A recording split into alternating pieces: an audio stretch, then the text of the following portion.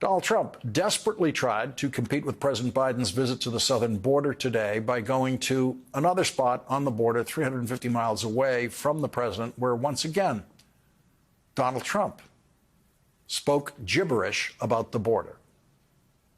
Millions of people from places unknown, from countries unknown, who don't speak languages. We have languages coming into our country. We have nobody that even speaks those languages. No, we have people in this country who speak every language. And then Donald Trump added this lie about the people who are crossing the southern border. These are the people that are coming into our country, and they're coming from jails, and they're coming from prisons, and they're coming from mental institutions, and they're coming from insane asylums, and they're terrorists. They're being let into our country, and it's horrible. It's horrible. Needless to say, that is not an accurate description of the people crossing the border. He's lying about the people who cross the border and who they are. But at the same time, Donald Trump is doing everything he can to help everyone who is illegally crossing the border now to continue illegally crossing the border.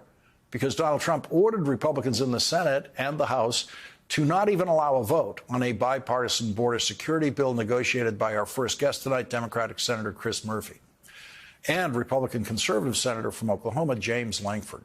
Donald Trump publicly took credit for killing that bill. They're blaming it on me. I said, that's okay. Please blame it on me. Please.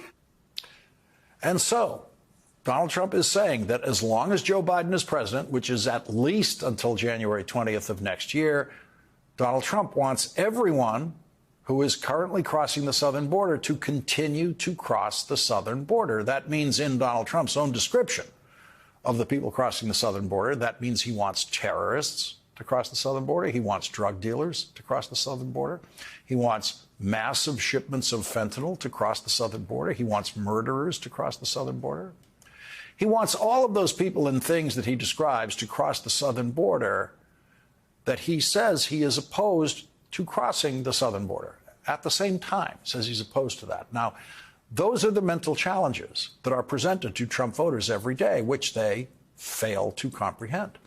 Donald Trump says people are going to die because the southern border isn't secure, and he wants them to continue to die every single day that he is not president. And Trump voters say, sounds great. So Trump politicians do exactly the same thing. Trump politicians who take orders from Donald Trump. President Biden described to the Border Patrol officers he met with today what that bill would do.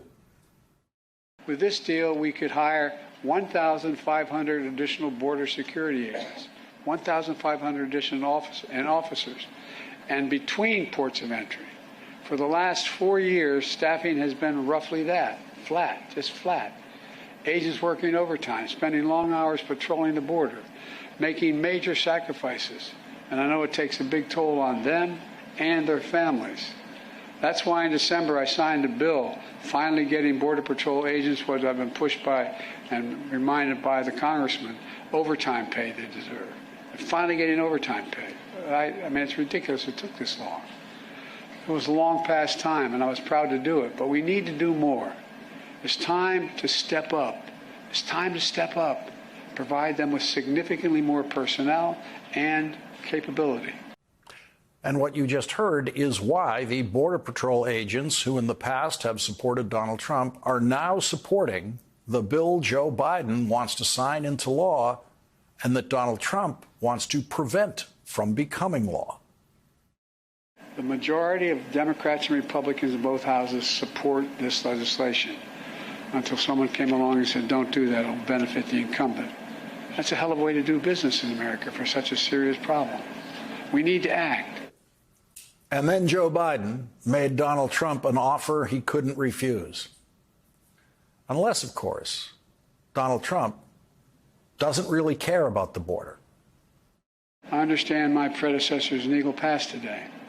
So here's what I would say to Mr. Trump.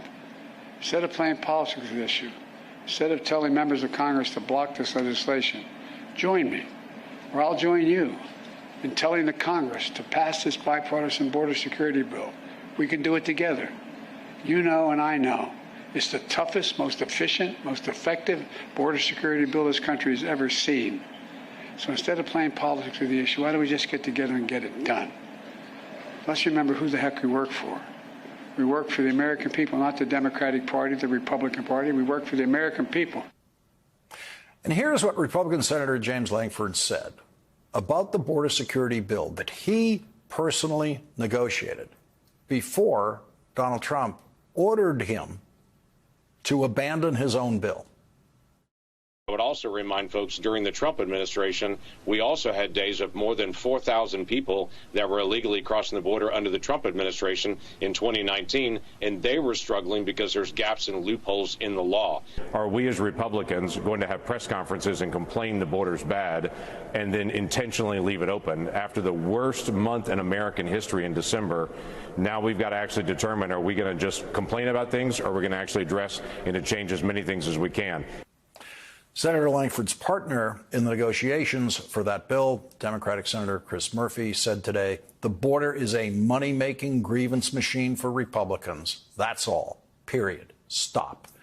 Keeping it a problem raises them money, drives ratings, helps them win elections. They don't want to fix it. That's why they killed the bipartisan border bill.